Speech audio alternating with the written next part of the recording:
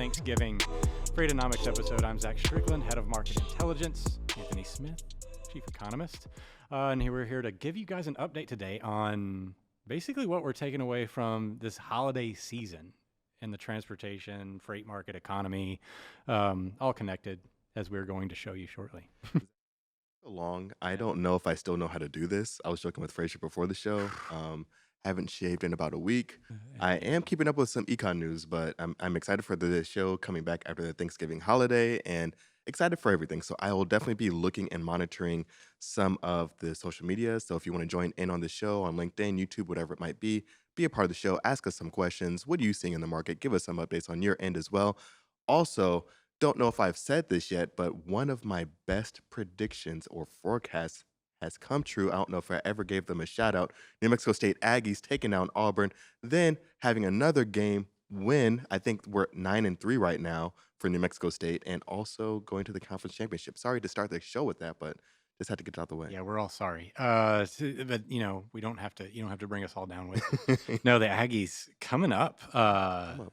Out of nowhere, man. And then Auburn giving Alabama a run for their money. I was hoping that Auburn was going to beat Bama, so then that way you can have like the transitory Auburn's better than Bama, then New Mexico State's better than Bama as well. Anybody that saw the end of that game, I'm just going to leave that was there. Less than like 0.5% chance. Yeah. Speaking of data, Wow. like less than 0.5% chance. Well, anyway, don't tell me the odds. So let's go on and get everybody started off with a market in two. Anthony, if you want to count me in. And 3, 2, 1, go.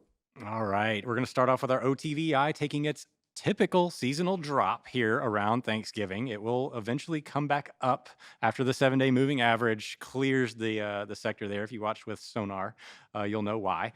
And the big takeaway here, though, is that every year, you can compare the holiday dips to each other. And in this situation, we're roughly 8 to 9% higher than we were this time last year around the same period of time with the holiday drop. So demand is actually pretty strong, and that's something that most people in the space are having a hard time dealing with. It's almost like, no, it's not. If there's so many trucks out there, you're not going to know because the demand is going to be more evenly dispersed across the space.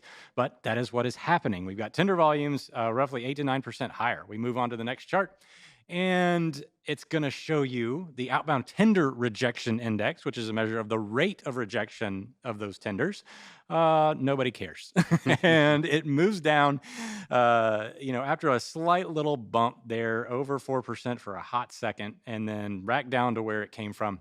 And we're just not seeing any real strong growth in the outbound tender rejection index, which is the big key indicator that I'm watching for any signs of life in the freight market. We're waiting for this capacity to kind of bleed off, and it's just not happening. Let's go to the next chart.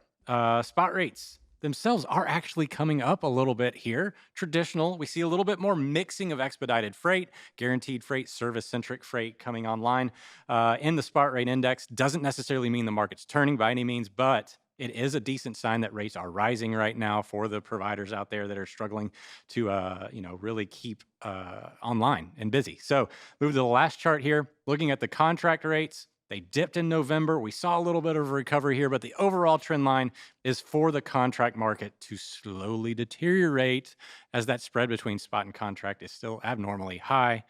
We are still in a freight recession. Time, Zach. So let's start it off with that OTVI, talking about volumes. We're seeing that there's an increase on a year-over-year basis. Is that right? Yeah. And we still haven't seen, of course, capacity bleed off in such a way that it will be meaningful. Yeah. So, the capacity growth was so great. And I've got a meme for everyone, since everybody's been on this meme kick. Anybody that's on the FreightX, the big meme wars. So Memeonomics comes back. This is my thought about everything that I just said. Look, freight volumes are up 9% year over year. See, nobody cares. It's accurate. And it's interesting because we also talk about revocations. We're talking about capacity leaving the market, and it's been leaving, and there has been exits, but not at the rate that we saw that exponential rise throughout, of course, the midst of COVID right now. So when we're seeing these volume increases, typically we see demand increase around the holidays a little bit. We see these spikes, but tender rejection rates are more responsive than they were. But that tender rejection index just tells us that carriers are just sucking it all in. Yeah. This is under contract too. The tender data is very contract centric. We kind of think about the rejection rates as what's going to bleed off into the spot market potentially. And it takes a lot more than 3 and 4% rejection rates to end up on the spot market. So what happens on the spot market is we have all this ad hoc freight, which is kind of straight to spot Mm, type freight that doesn't end up in the contract space. It's not coming out of the contract space. It's just direct to spot. And a lot of that's irregular. And that's why we see around these holiday periods, especially when rejection rates are low, the average spot rates increase over this period of time. and so when we're looking at this, going from fourth quarter to first quarter, we're thinking of course, things like RFPs, we're thinking about contract rates. We're gonna be some of the expectations you think are gonna be out in the industry right now. We're looking at that mindset. We talked about. I showed you the contract rates there at the very end, and they did have a little bit of a weird bounce. I mean, but they're still trending lower. I mean, the idea of these charts is the trend lines. You always want to follow the trends. Yeah. That's what wins.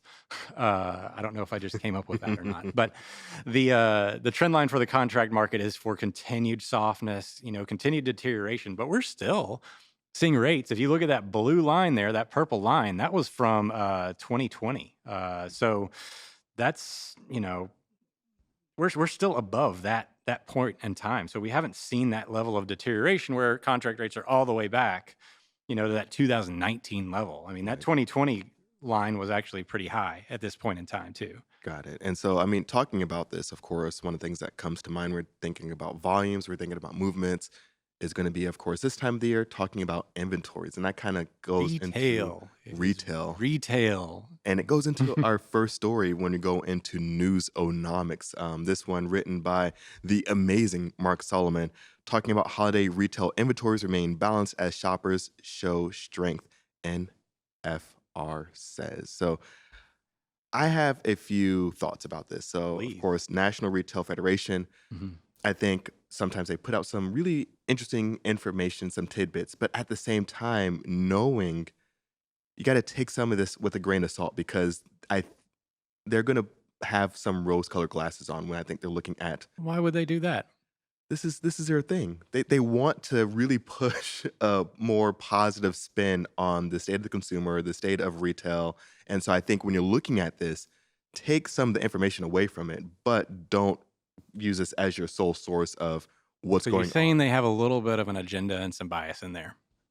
Yes. Potentially, potentially, Well, that's none of my business. potentially, potentially. So I think there That was is another some meme I could have made. Kermit that the is Frog TV. Kermit the Yeah, Frog. yeah. But I do think this is an excellent article put together by Mark Solomon, and I think it definitely highlights some of the trends that we're seeing. And I think this is one of the other things that we're looking at when we're thinking about the macro economy, is that there are just so many things going on, and you can look at a trend and then you can diagnose what Well, the cause of it is. I kind of want to ask you a few questions about some of this information because there's some pretty nice numbers Yeah. embedded in this article that people should definitely take a look at. On average, each shopper spent about $321 on holiday related items during the cycle. And the cycle is defined by like November 1st to December 31st as their holiday season. Um, and this was 121.4 million people visited physical retail locations. That was down from 122.7 million people, and online shoppers were up to 134 from 130 million. Is there any takeaway here that you feel is necessary? It sounds like to me, my takeaway was people are still spending a lot of money on retail goods. $321 is a lot so far, Yeah. and 121. Like we're seeing a little bit of this shift to online. Am I reading that right? Is this Yeah, I think a continued shift to online, I should say? that continued shift. Of course, we saw that really be accelerated throughout COVID. Online e-commerce really got supercharged throughout that. I believe the latest figures from the Census Bureau had it up over 7%, around 7% on a year-over-year basis, but easing overall. The thing that I think is interesting is we've seen these deals start a lot earlier and earlier every single year. We're Yeah. starting to see these fake Black Friday deals where it's like, $100 off the original price. And then they have it marked down to, the original price was even higher. Then you act like you're getting a better deal than what you really are. So we've seen this kind of happen earlier on in the Yeah, I read year. something that said that the average discount around Black Friday was actually about 5%. Yeah. The biggest discounts actually occur on the Super Saturday, which is the Saturday before Christmas. Is that right? I don't have any data behind it, Yeah. but I believe that because I I think it was think 20 to 30% was the average discount on Super Saturday, whereas only right now, as of I guess recent years, it's been around 5% for Black Friday. yeah. Yeah, and I think people right now just the sentiment, and I can't talk to the numbers, and I Yeah, I apologize wish for I that. could cite what I read. I Yeah. think it was in a Bloomberg or a Wall Street Journal article somewhere Yeah. that's the case. But And you hear I'll it all check over the that. place where it's just like, the deals aren't Mhm. real deals Yeah. this time of the year. And at the same time, we're seeing these inventories. We had Dr. Zach Rogers on last time Mhm. talking about the inventories and that correction and moving back from just in case to a little bit more instead of like a just in time. And so I think we're still seeing that and that lack of Yeah, and urgency earlier on. the NRF kind of dis like disputes that. They Mm, say that they're not seeing as much like I don't know if they naturally dispute it. They're just saying that they're uh they're not expecting late cycle inventory replenishment pushes. And I think that kind of just it doesn't work real well with that just in time mentality yeah. because if you're going to a just in time mentality, that's exactly what you have, Right. right? Right. Yeah, and so I think like that's kind of why I said you got to take some of this with some grains of salt because there are going to be some takeaways that you can kind of glean from their reports and their analysis and things like that. But at the same time, understanding their perspective and what kind of picture they're looking to paint out of it. I think when we're looking at this, one of the big things that they kind of leave out is the consumer personal savings rate isn't quite where it should be, of course. But the labor market has been propping up a lot of consumers. And Mhm. so that's really been a big positive. We're starting to see some ticking up in the initial jobs claims. Continued claims are the ones I think are going to get a little bit more attention now. That is starting to ease up a little bit, like ever so slightly. Those continued claims. It's not those initial ones, it's those that are Yeah, I wish continuing I to had the file. chart of the continued claims to pull up here because I looked at this a few weeks ago and when I was researching something for a chart of the week and I saw this continued claims Yeah. situation.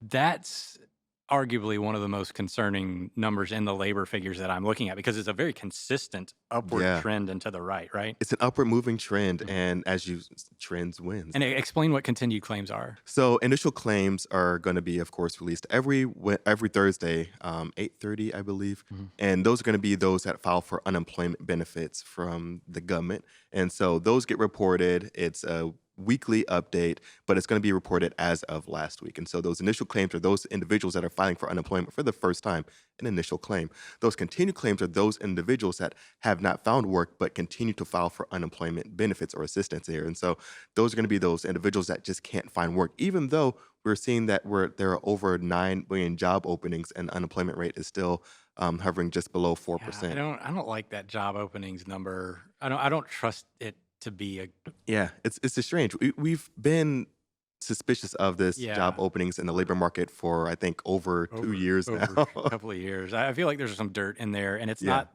their fault. It's just the nature of how humans kind of can get involved with data reporting. yeah, yeah, And it's like why they're not motivated to clean up some of the noise, in the situation. Because if you put a job out, what are you trying to do? You're trying to attract new applicants. yeah. If you take that down, you don't gain anything. Right. Like there's nothing to gain, except you're just not going to get new applicants to that job. So there's just not as big of a motivation to pull something down as there is to put it up.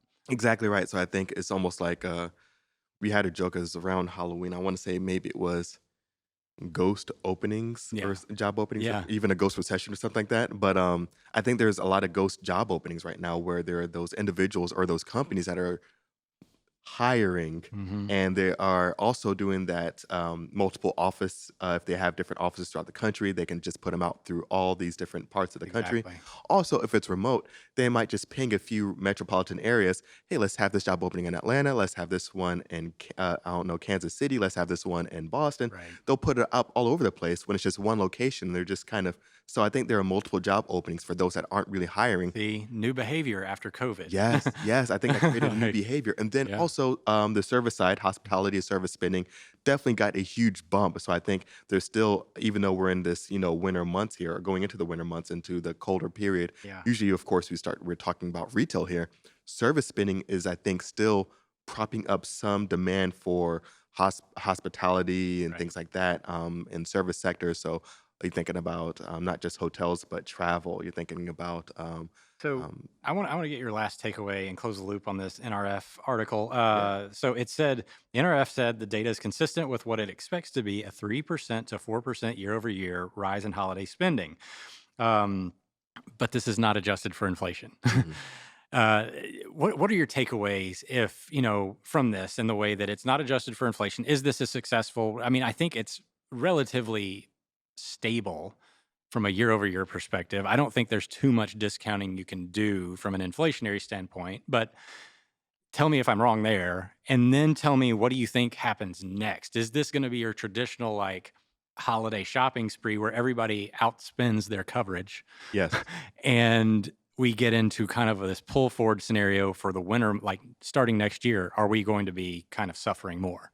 Yes, I think, especially when we're looking at that 3 to 4%, not adjusted for inflation figure, Mhm. um, I don't think it's too outlandish because we're looking at the CPI Yeah.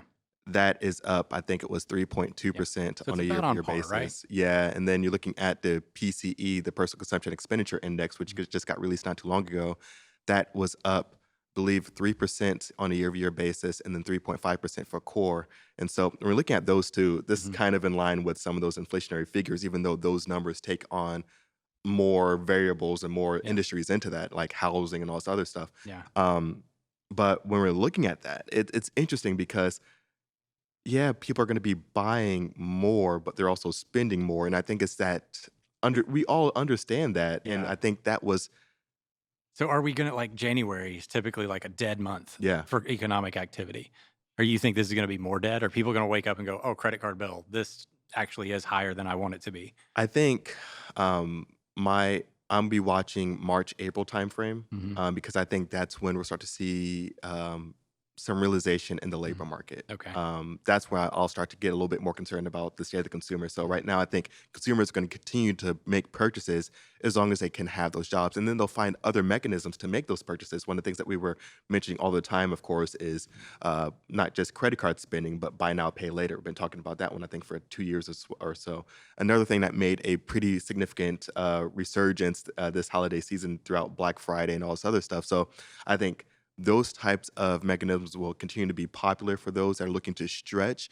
The American consumer is not going to be, I don't think, frugal by any means going into this holiday season. So I think We're not they will rewarded for spend. frugality, Not at typically. all. And who we learn it from? The government. Yeah, They're I spending. mean, also the Fiscal policy is savings crazy. rates are not they haven't recovered still, like, they're still down. They're still down. A lot of folks are going to point to, I think, it's a Why would they save though, when the inflation rate has been significantly higher than yeah. the what they're offering for hoarding your money? Yeah, and it's gonna hit people at a disproportionate rate. If Yeah. you're making, $500,000 a year versus making, I don't know, Why would you hold on to it when $50,000 your a year. return is less than your value of money? That doesn't Yeah, make any sense. and if you're making, I don't know, Now, $40,000 a year, and I'm that not inflation's gonna hit you a saying lot harder. yeah, and I'm not saying they should just throw it on a 20% credit card because that's worse, by the way. I think saving 3% of that versus losing 20% of it is much better. Yeah.